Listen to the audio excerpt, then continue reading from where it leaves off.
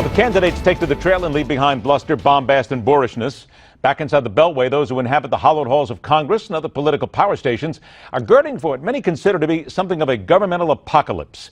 The distinct possibility that whomever becomes president by this time next year will be despised, untrusted in any situation, and unable to work with Congress, thus ensuring Americans another 4 years minimum of gridlock and political pain in the derriere. One man, however, believes he can be the balance necessary to make it all work regardless of who wins that popular and that electorate vote. Let's begin there. Let's dig in. Welcome back the man who knows where the figurative bodies are buried in D.C. and would be the only one of those inside the Beltway to not allow the likes of Frank Underwood to pull the wool over his eyes.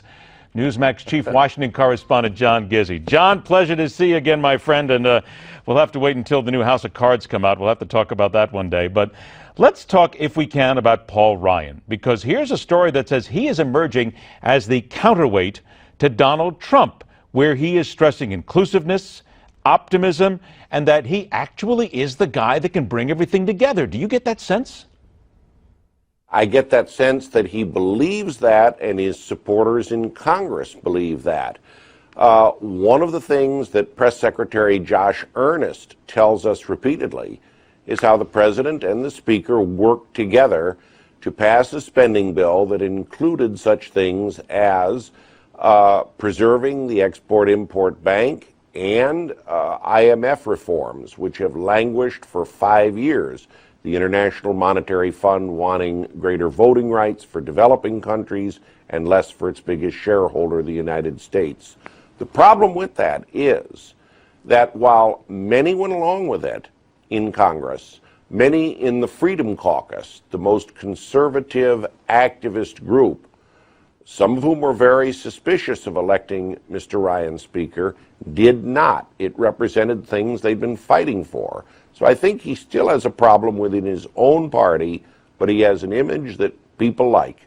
Right out of the Green Bay Packers, and a fellow who goes home every weekend to be with his wife. Here's another Donald Trump moment, and a good question for you. Is Ted Cruz as hated by everybody and his colleagues and anybody else inside the Beltway as Donald Trump claims him to be? No, he's not. He has a lot of people who are envious of him and some who dislike him because, for the same reason you dislike the brightest kid in the class. He's a very intelligent guy. I would love to have him as my lawyer sometime when I watched his summation during the debates against Mr. Trump.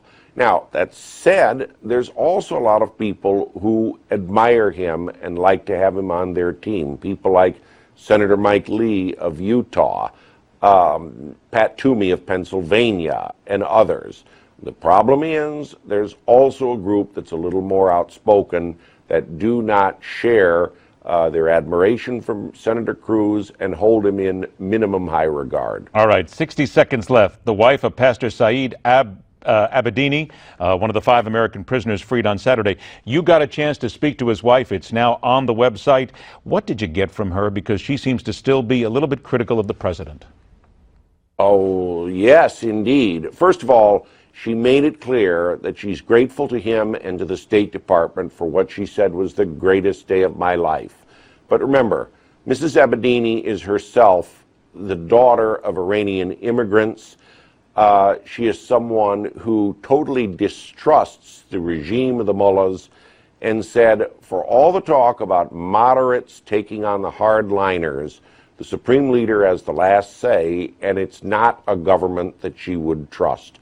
She also said she wished there didn't have to be a prisoner exchange for her husband, but again, she's glad it was people who were simply people who'd committed violations of the sanctions and not terrorists. But she wished she didn't have to go in that direction to get her husband back because he'd done no wrong at all. She wanted a good faith release. We need to remind people, too, that she really wishes the president would speak out more about the persecution of Christians in the Middle East. I think that's something that a lot of us wish for every single day. Don't forget the article. It's entitled Free Pastor Abedini's Wife to Newsmax. Obama Must Act on Christian Persecution. It is at Newsmax.com. That's where you read John Gizzi. John, always a pleasure, my friend. Stay warm. We'll talk to you soon. And the Hardline continues right after this.